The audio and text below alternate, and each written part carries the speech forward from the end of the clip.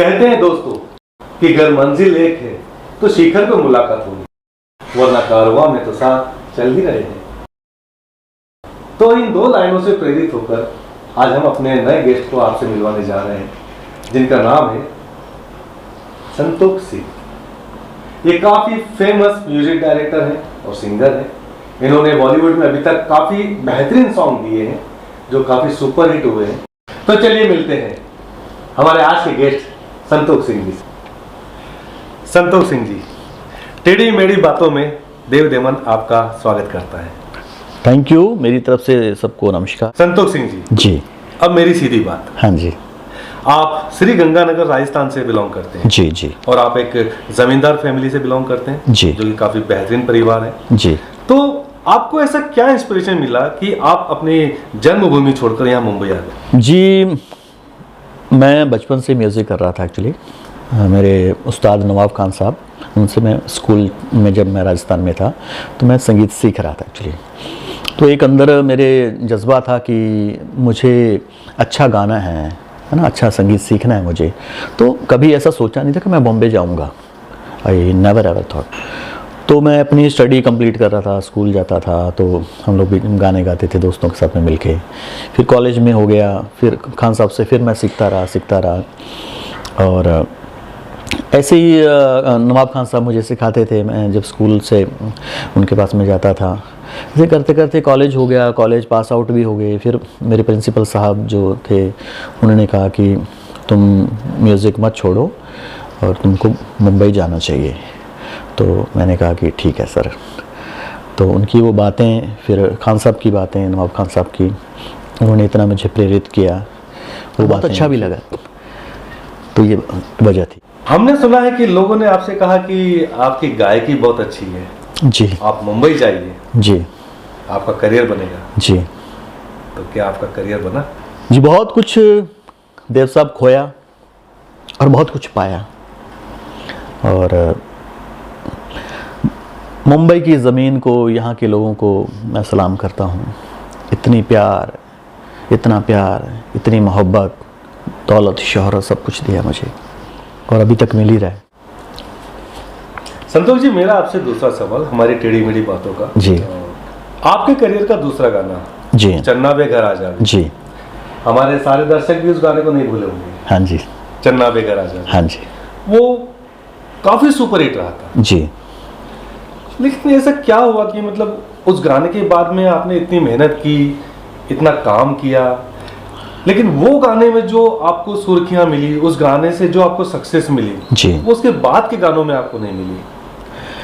नहीं, ऐसी बात नहीं है कि चन्नावे जो गाना बेशक बहुत बड़ा हिट हुआ और बहुत बुलंदियां छुई उस गाने ने, और उस गाने की वजह से मुझे भी हर जगह पे जानने पहचानने लोग लगे, ये सच है। उसके बाद मैंने बेहतरीन म्यूज़िक बनाया और इसके बाद भी मेरे गाने बहुत सारे हिट हुए हैं। लेकिन हो सकता कि ये गाना ही इतना बड़ा हिट हो चुका था कि मैं खुद ही मेरा रिकॉर्ड आगे नहीं तोड़ पाया। इस लेवल का रिकॉर्ड बन चुका था कि मैं ही मेरा रिकॉर्ड उसके बाद में तोड़ ही नहीं पाया। ऐसा नहीं कि मेरा संगीत उसके बाद में पसंद लोगों ने नहीं किया या मेरे गाने लोगों ने पसंद नहीं किए, बहुत ज़्यादा पसंद की, हमेशा पसंद करते हैं। लेकिन ये एक कल्ट था, एक जादू था जो इस तरह से चल गया कि लोगों की जुबान पे छा गया। इसका मतलब कि चन्ना बे का राजा बे आपके करियर का एक माइलस्टोन सॉन्ग बन गया है। जी बिल्कुल। जिसको संतोष सिंह जी ने लिखा है और उन्हीं ने उसे डायरेक्ट किया है। जी। संतोष सिंह जी, मेरा आपसे अगला सवाल ये है, आपकी जनरेशन में रैप म्यूजिक रिमिक्स की भरमार है। जी। आज की जो जनरेशन है मैं उसकी बात कर रहा हूँ। हाँ जी। और आपने अभी तक कोई एक्सपेरिमेंट नहीं किया इसके ऊपर? मतलब आपको कभी नहीं लगता कि जनरेशन के साथ कदम से कदम मिलाकर आगे बढ़े तो आप जो गाने अब देना चाह रहे हैं नई जनरेशन को, जी, वो भी सुपरहिट हो? जी। तो आप उसकी तरफ कदम कैसे बढ़ा रहे हैं? इसमें क्या है ना देव साहब, मेरे कदम तो हमेशा जो है जनरेशन के साथ चल ही रहे हैं, उसमें मैं कहीं भी जनरेशन से अलग हूँ ही नहीं। क्योंकि मैंने वेस्टर्न म्यूज़िक बहुत अच्छे से सीखा हुआ है, लाइट क्लासिकल म्यूज़िक मैंने सीखा हुआ है, फोक है, तो ऐसा कुछ मेरी ट्रेनिंग जो है एकदम सही है। कई बार क्या होता है कि मेरे जो बेहतरीन मैंने म्यूज़िक बनाया, बेहतरीन मैंने गाने बनाए, वो प्रोजेक्ट रिलीज़ ही नहीं हुआ। वो मेरा बेहतरीन संगीत था, ये भी एक कारण रहा। संतोष जी, मेरा आपसे एक पर्सनल सवाल। जी। आपने अब तक शादी क्यों नहीं की? शादी सर देव साहब क्या बताएं, अभी देखते हैं क्या होगा आगे आगे। संतोष सिंह जी, जैसे कि आपने हमें बताया जी कि आपने बचपन से संगीत की तालीम ली, जी आपने उस्ताद खान साहब से म्यूजिक की ट्रेनिंग ली, जी आप राजस्थान बैकग्राउंड से हैं, जी ठीक है, आप म्यूजिक इंडस्ट्री में मुंबई में आते हैं जी और आप एक पंजाबी गाना लिखते हैं हाँ जी और वो भी सुपर डुपर हिट हो जाता है। हाँ जी तो इतना तालमेल मिलाने के बावजूद हाँ जी आपने कभी ये नहीं सोचा कि राजस्थान की सरजमी को लेकर, राजस्थान की पृष्ठभूमि को लेकर, जी जी उसके बैकग्राउंड पर, फोक म्यूजिक पर कुछ ऐसा एक्सपेरिमेंट किया जाए जी। जो आपको आपके दूसरे गाने के मुकाबले उससे ज्यादा सक्सेस दे? मुझे खुशी है कि मैं राजस्थान में पैदा हुआ, क्योंकि वहाँ का कल्चर इतना रिच है, वो मुझे सीखने को मिला। और पंजाबी तो जाहिर सी बात है कि हम घर पे बोलते ही हैं, तो इस वजह से वो पंजाबी मैंने गाना लिखा। और जो मेरा पहला एल्बम था, मैं अभी शायद लोगों को पता नहीं होगा, वो राजस्थानी फोक ही था, जो जसपिंदर नरूला मैम के साथ में मैंने एल्बम किया था जी। जो मेरा पहला एल्बम था यूनिवर्सल से। तो वो एल्बम था सांवरिया रे सांवरिया सोना लागे बिन तेरे ये देश। तो आपको थोड़ा गुनगुना के सुनाता हूँ, सबको दर्शकों को भी।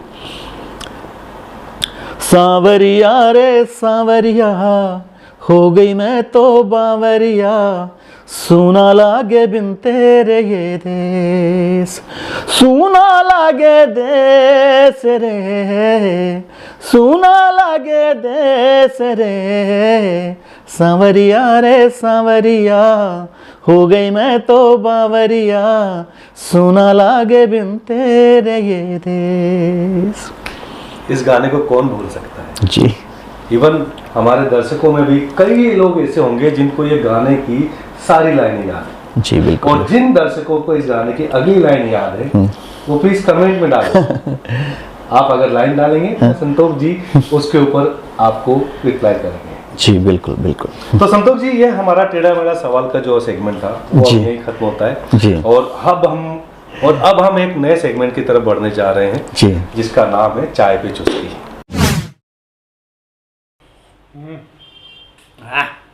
50 ग्राम मछली। ओए जे ये क्या है? क्या हुआ? दिख नहीं रहा है? इंटरव्यू चल रहा है। जाके बैठिए सर। नहीं बाहर कैसे? अभी सेल्फी लेंगे सर आपके साथ। अभी और परेशान करेंगे। संतोष जी ये मानेगा नहीं, ये सेल्फी लेकर ही जाएगा। पता नहीं इतनी सारी सेल्फियां कहाँ ले जाके भेजता है ये। गूगल में आपको प्रॉब्लम, आपको क्या दिक्कत है? सेल्फी कर। आइए चाय की चुस्की पर मैं आपसे अगला सवाल जो मैं आपसे करने जा रहा हूँ, हाँ जी। आपके म्यूजिक इंस्पिरेशन कौन है?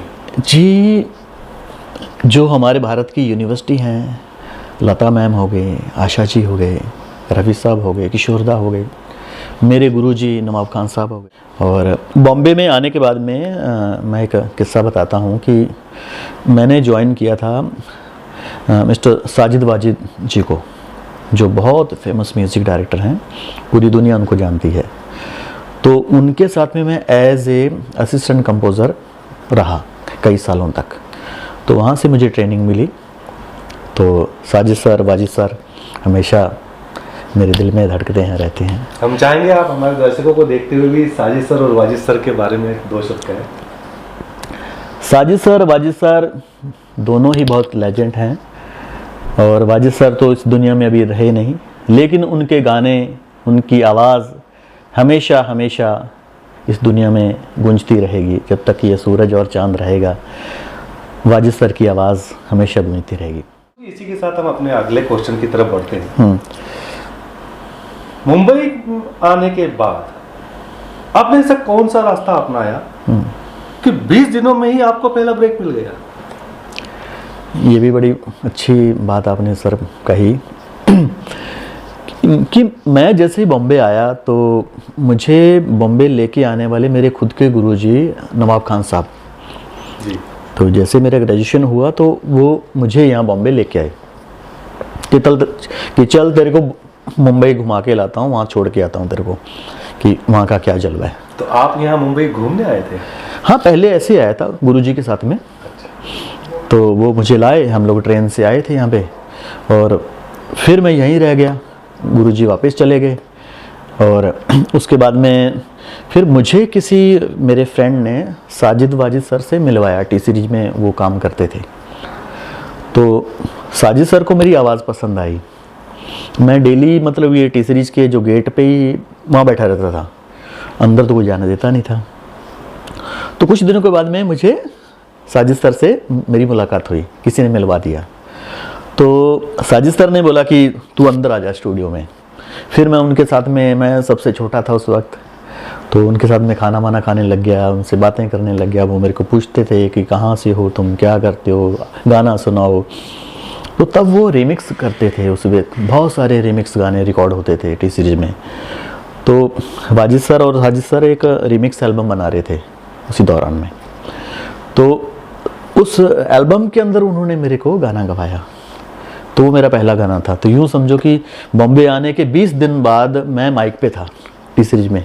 बहुत ही आई एम वेरी लकी इंसान है। हाँ जी, कि जिसने करियर स्टार्ट किया बॉलीवुड में, हाँ जी, और दोस्तों 20 दिनों में ही इन्हें पहला ब्रेक मिल गया जी ऐसे बहुत कम खुशनसीब लोग होते हैं बॉलीवुड। जी जी बिल्कुल। तो अपना करियर स्टार्ट करने के लिए मुंबई आते हैं, हाँ जी, और उन्हें 20 दिन में पहला ब्रेक मिलता जी। है। तो हम तो आपको इसके लिए बधाई देंगे, आपको शुभकामनाएं देंगे हाँ जी, कि you are the luckiest person. जी बिल्कुल बिल्कुल, बेशक बेशक। अच्छा चलिए, हाँ। इसके साथ ही हमारा अगला सवाल, संतोष जी, आपने अपने बॉलीवुड करियर में, अपने म्यूजिक डायरेक्शन के करियर में जी अभी तक कितने एक्टर्स को, कितने सिंगर्स को अपनी एल्बम्स में काम करने का मौका दिया? देखो, नाम लेना तो सही नहीं रहेगा, लेकिन मैंने हमेशा ही ये मेरे दिल में रहा है और अभी भी है कि मैं जितने भी उभरते हुए सिंगर हैं, या नई आवाज़ है, या नई लिरिक्स, नए सोच विचार के साथ में जो लोग आते हैं, मेरी प्रायोरिटी रही कि मैं उनको मौका दूं। संतोष सिंह जी, आपसे मेरा अगला सवाल, जी, आपने जावेद अली, सुनिधि चौहान, जसविंदर नरूला जी और सुखविंदर सिंह जैसे बेहतरीन गायकों के साथ काम किया है। जी, बेहतरीन बेहतरीन गाने दिए आप। जी बिल्कुल बिल्कुल।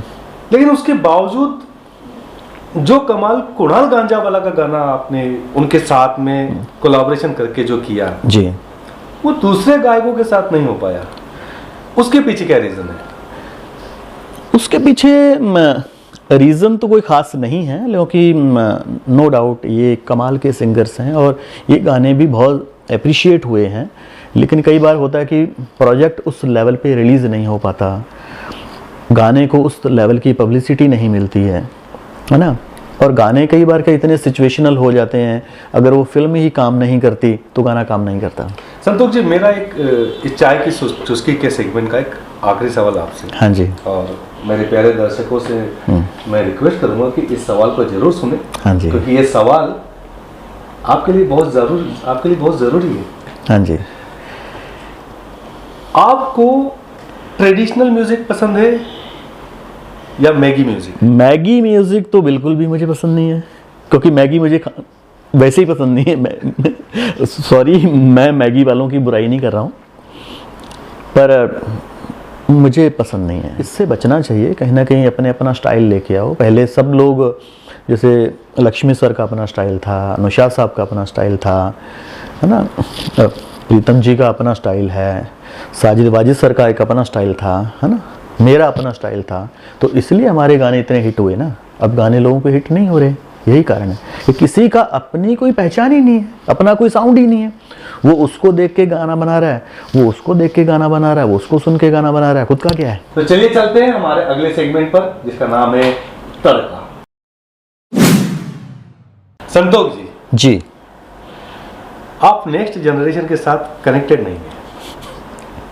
अच्छा जी। ऐसा हमें नहीं, हमारे दर्शकों को भी लगता है। हाँ जी, और शायद आपका दिल भी आज तक टूटा नहीं है, जिसके कारण आपके गाने नई जनरेशन को कनेक्ट नहीं कर पा रहे हैं। ओके जी। आपको क्या लगता है? नहीं, ऐसा नहीं है, मैं जनरेशन के साथ में कनेक्टेड हूँ और हो सकता है कि जनरेशन से भी कुछ कदम आगे हूँ। हो सकता है जनरेशन ही मुझे फॉलो ना कर पा रही हो, जनरेशन वाइड बॉल की तरह कहीं अलग निकल गई हो। मैं तो मेरी जगह पे हूँ, जनरेशन ही कहीं अलग निकल गई है। तो उसको भी थोड़ा सा ध्यान देना चाहिए कि किस तरह का म्यूज़िक सुना जाना चाहिए, किस तरह के गाने सुने जाने चाहिए, किस तरह की पोइट्री सुननी चाहिए। और मैं हालांकि जितने भी सुनने वाले हैं उनको तो मेरा नमन है, क्योंकि आपकी वजह से ही हैं जहाँ पे भी मैं हूँ, और हम सब लोग आपकी वजह से हैं। पर ऐसा बात नहीं है, मैं आप जनरेशन के साथ में ही हूँ। और मेरे गाने, अभी एक गाना मेरा लॉकडाउन से पहले आया था, हिप वाला टैटू। तो आप ये टाइटल से ही समझ जाओ कि मैं कितना जनरेशन के साथ में हूँ। तो वो टैटू देखो है ना, हिप वाला टैटू। तो उसमें मेरे मिलियंस व्यूज़ हैं, लोगों ने बहुत पसंद किया गाना। और भी बहुत सारे मेरे ऐसे गाने भी आने वाले हैं, क्योंकि ये थोड़ा सा ब्रेक लग गया था इंडस्ट्री में, 2-3 साल लॉकडाउन था, बहुत सारे प्रोजेक्ट थे, सबके प्रोजेक्ट अटके, मेरे भी अटक गए। और अभी जो आपने नई जनरेशन वाले गाने हैं वो भी आने बाकी हैं, आएंगे अभी। तो यहाँ मैं अपने दर्शकों को बताना चाहूँगा कि हमारे संतोष जी के नई जनरेशन के साथ कुछ बेहतरीन गाने आने वाले हैं, जिन्हें देखना और सुनना ना भूलें आप। संतोष जी, चलिए मेरा अगला सवाल आपसे जी। आपकी फर्स्ट विश जी। म्यूजिक डायरेक्टर बनना या लिरिसिस्ट? जी, मैं एक कॉम्बो हूँ एक्चुअली। मैं म्यूज़िक डायरेक्टर के साथ में लिरिक्स राइटर, ये घुला मिला ही है, दोनों ये लथपथ हैं एक दूसरे से।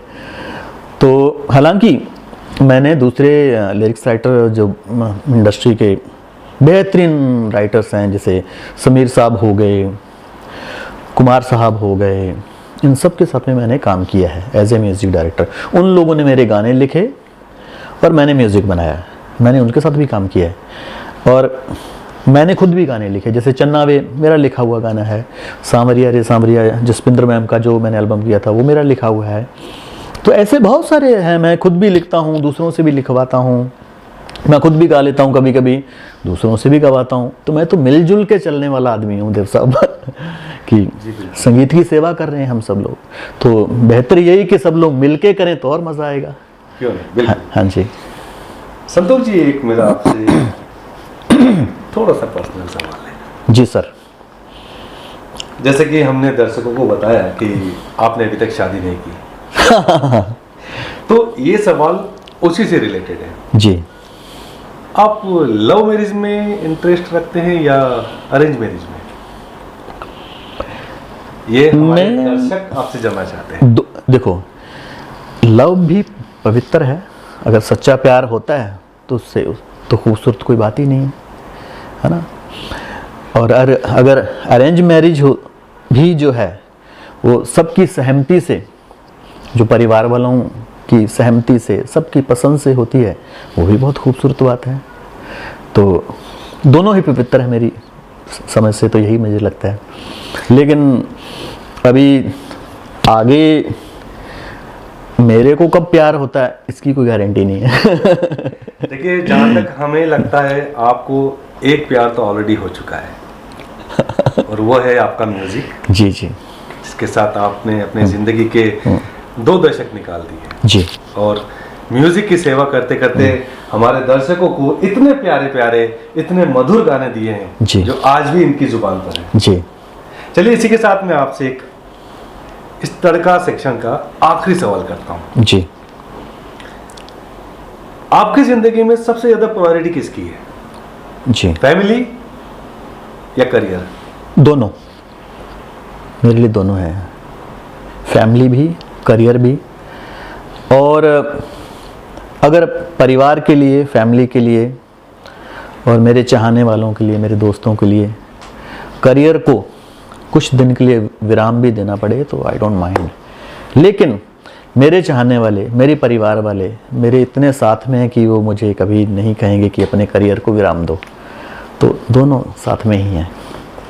संतोष जी, बहुत अच्छा लगा आपसे मिलकर हमारे शो पर जी। और मैं आपको एक बार फिर से थैंक यू बोलना चाहूँगा कि आप हमारे शो पर आए। हमारे दर्शकों को आपने अपनी ज़िंदगी से जुड़े कुछ बेहतरीन लम्हों को शेयर किया जी। और हमारे दर्शकों को कुछ अच्छी अच्छी बातें बताई। जी जाते जाते बस मैं आपसे एक रिक्वेस्ट और करना चाहूँगा जी। कि आप हमारी आने वाली नई जनरेशन जो म्यूजिक इंडस्ट्री में अपना नाम बनाना चाहती है, जी कुछ नया काम करना चाहती है, जी, उनको आप क्या मैसेज देना चाहेंगे? मैं उनको यही कहना चाहूँगा कि जो संगीत है ये सिर्फ एक बिजनेस नहीं है ना। इसको आप जितने भी लोग आते हैं अपनी अपनी दुकान खोल के लोग बैठ जाते हैं, तो भैया दुकानें अपनी बना लीजिए, कोई टेंशन वाली बात नहीं है, अच्छी बात है। लेकिन जितना आप ट्रेनिंग लेके आएंगे, जितना अच्छे गुरुओं से सीख के आएंगे, जितनी पोइट्री पढ़ेंगे, जितनी पोइट्री सुनेंगे, जितने अच्छे सिंगरों को सुनेंगे आप, जितने बड़े से बड़े उस्तादों से आप सीखेंगे, इसकी एजुकेशन आप लीजिए, इसकी ट्रेनिंग लीजिए, क्योंकि बहुत पढ़ना पड़ता है, बहुत पढ़ाई है इसकी लंबी चौड़ी संगीत की। और पढ़ के आइए, तैयारी करके आइए, तो उनको खुद को पता चलेगा कि क्या सुनना क्या लिखना है। तो कई बार क्या होता है, बच्चे की भी YouTube से देख लिया, सीख लिया, छोटी मोटी टेक्नोलॉजी सीख ली, कंप्यूटर सीख लिया, तो बीट्स जोड़ तोड़ के बनाने लग गए। तो वो कच्चा पक्का काम मत करो। तो जब तक आप अच्छे से सीख के नहीं आते, तो अब सीख के आओगे तो और अच्छा काम करोगे। संतोष जी, जाते जाते मेरी आपसे एक रिक्वेस्ट है जी। कि जैसे कि आपका गाना जो चन्ना वे घर आ जावे काफी हिट हुआ था, जी जी बिलियंस में उसके व्यूज थे, काफी लोगों ने पसंद किया। जी जी जी। तो आप नई जनरेशन के लिए उसी गाने की 2 लाइन या आपके हिसाब से जो आपका बेस्ट सॉन्ग है, हाँ जी, जो शायद अभी तक दर्शकों तक नहीं पहुंचा है, हाँ जी, उसकी 2 लाइन सुना दीजिए। अब आपने देव साहब जिक्र चन्ना वे घर आ जावे का किया है, तो वही गुनगुना देता हूँ। जी बिल्कुल, है ना। चन्ना वे घर आ जावे, ढोला वे घर आ जावे, तेरियां उड़िकां विच मुक चले साजा, ततड़ी दा रोग मुका जावे, चन्ना वे घर आ जावे, ढोला वे घर आ जावे। Thank you. बहुत तो दोस्तों इसी के साथ हम विदा लेते हैं आज के एपिसोड में, और अगले एपिसोड में आपसे फिर मिलते हैं। तब तक जुड़े रहिए हमारे चैनल के साथ। मैं देव देमन, आपका दोस्त, आपका होस्ट, अगले हफ्ते आपसे फिर मिलने आऊँगा एक नए सेलिब्रिटी के साथ। तब तक भूलिएगा मत लाइक, सब्सक्राइब और कमेंट्स करना।